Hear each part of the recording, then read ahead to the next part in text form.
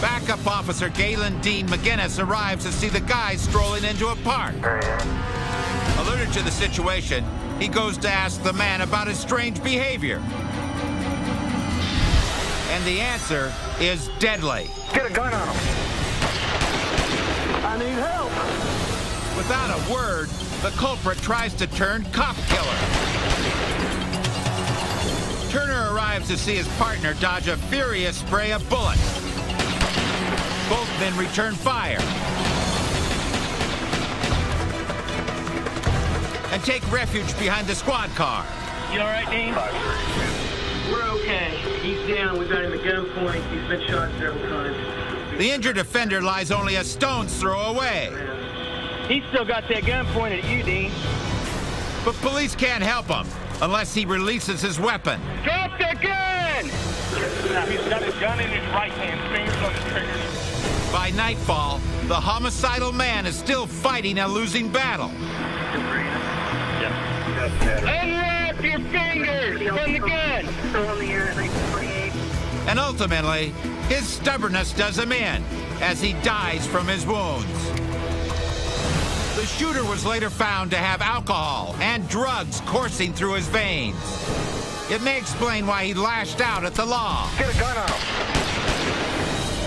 And instead of walking away with his hands on his head, I need help. Drop the gun! he chose to die with his finger on the trigger. He's still got that gun pointed at you, Dean. Blue Ash, Ohio. Patrolman Scott Knoll pulls up to a suspicious scene.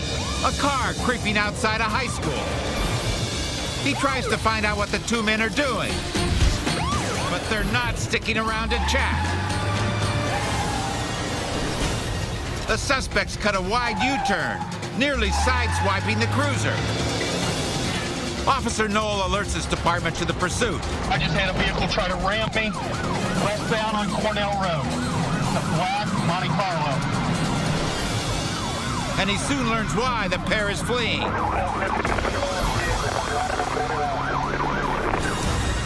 The driver floors his Hot Wheels down a straightaway.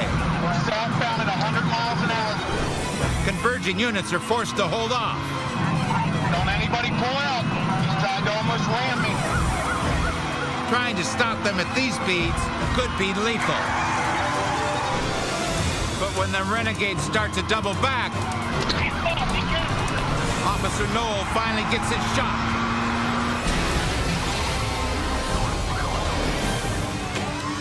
He T-bones the vehicle, shocking the wheelman.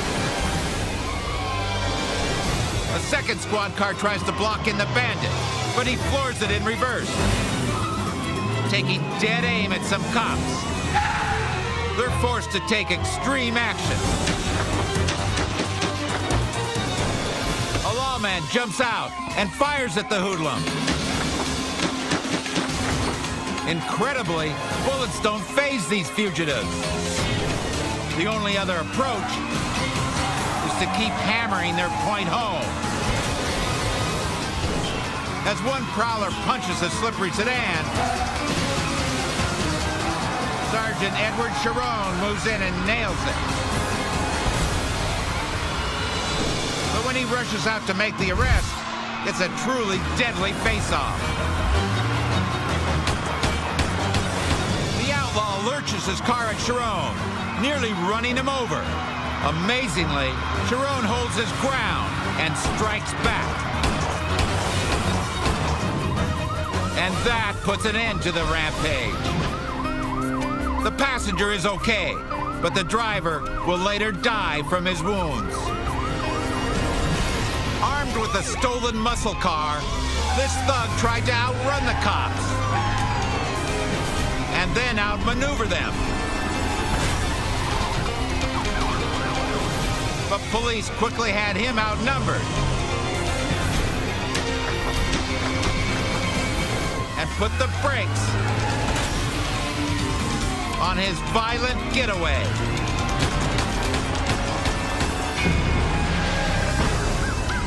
Nevada, Iowa. Police receive a report of a man running through a neighborhood with a knife. Officer Adam Fischels races to intercept the suspect. But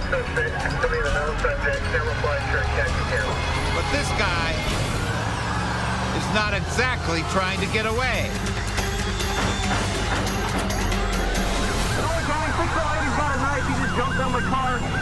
Fischels has to hit the gas as the crazed attacker tries to slash his way through the door.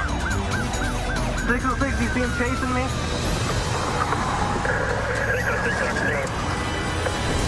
Officer Kalen Fitzgerald responds and spots the suspect on his buddy's case. But when he pulls in, the man tries the same stunt with him. It doesn't go nearly as well this time. He attempts once more to hurdle a cruiser, but gets kneecapped by the moving target.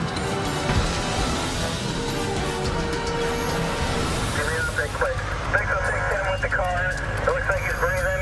He's face down. I can't get much more. The suspect will recover, but it's later revealed that he has a mental illness, which prompted this bizarre outburst. He's got a knife. He just jumped out my car. Cops will later drop the charges in favor of psychiatric care. After all, labeling this guy a master criminal would be quite a leap.